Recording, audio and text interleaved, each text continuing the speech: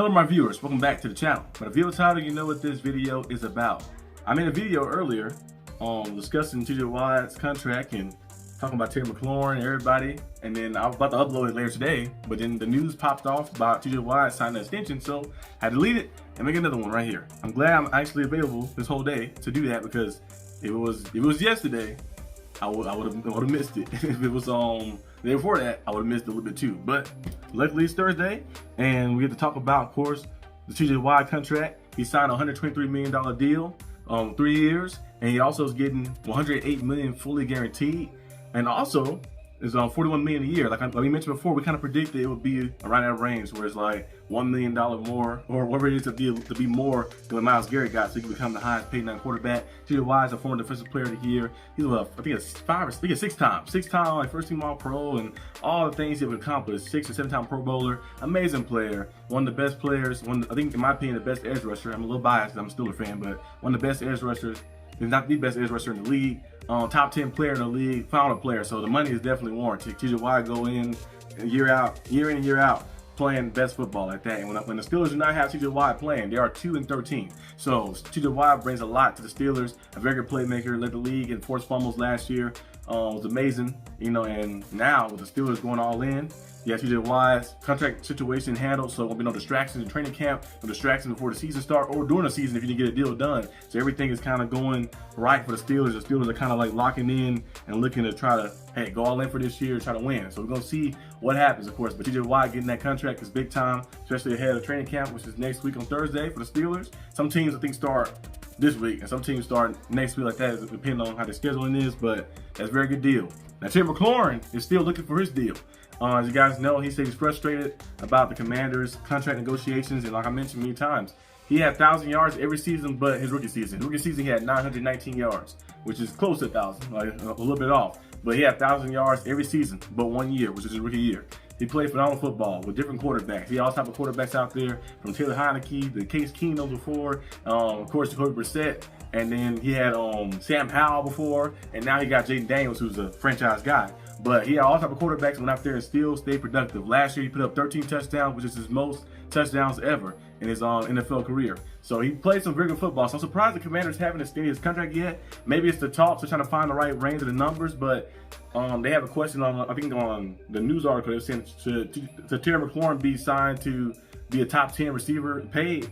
In my opinion, I think, yeah, he played phenomenal football. He's been playing phenomenal football, been very consistent, and he's a very good player, a very amazing player. And I think he is a top 10 type receiver in the league. He's an amazing player and amazing athlete. So you'd think the deal get done. We're seeing Garrett Wilson get paid. I think he got paid like $90 million fully guaranteed.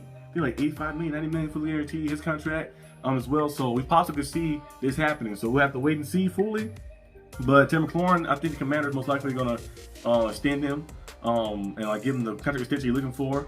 Juwan Jennings, I said the 49ers was not interested in any of the talks. People trying to inquire about him, but they always say that. Teams always say that just in case they want to make sure to keep the guy, but they can't keep him. If you do act and kind of force a trade, then they might have to look at one of those teams that's inquiring about him and stuff. A lot of people speculate about the Steelers, the Saints, some other teams that can possibly use a receiver too, add to their roster. So we'll possibly see Juwan Jennings either sign an extension, which his market value is probably, well, I think he said like 18 to 20 million a year, so like a 2-year, $18 million deal, or 2-year, $20 million deal. So the 49ers probably could definitely cover that if they wanted to. So we'll see what happens fully, of course.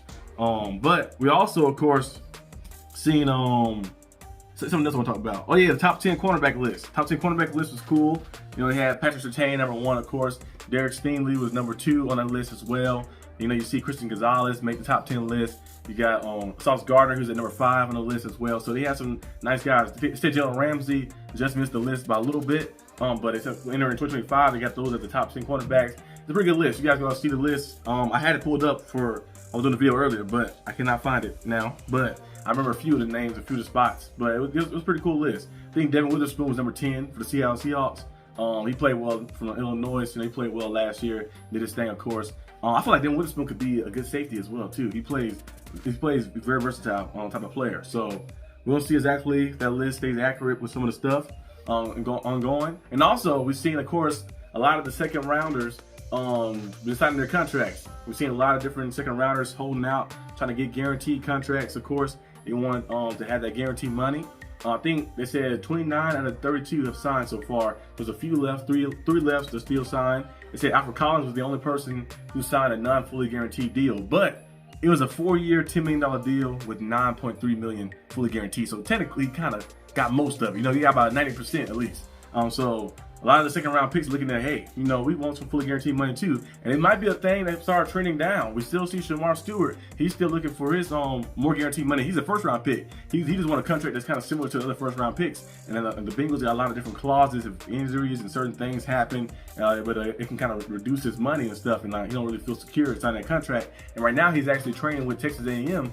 And they say he possibly could go back to play with them. It's like 3 different options. He could go back and play with Texas A&M and re-enter the draft, or he could sit out the whole year and then re-enter the draft, or he could get his draft rights traded to a different team. And they do that, the Bengals would not have leverage either, because you know they know you want to get rid of him, so the leverage wouldn't be too high. So you won't be getting the first round pick back. You're probably getting like a 4th rounder or something back, or maybe a 5th rounder. You never know. So you won't have the leverage too to do it. So we'll see exactly what goes on. I think if they was to trade him away, I think the Lions should be a team to be looking into that, to bring another edge rusher. I'm surprised they didn't draft an edge rusher higher in the draft. They got one eventually, but I think the Lions would be a good fit for him. I think he'll fit in that system well. There's a lot of other teams probably be looking into that as well. So we'll see what goes on with him. But Mike Williams retired, of course, as well. We've seen that happen. The Chargers, Mike Williams, he played with the Steelers a little bit last year and the Jets a little bit last year before he got traded to the Steelers later in the season.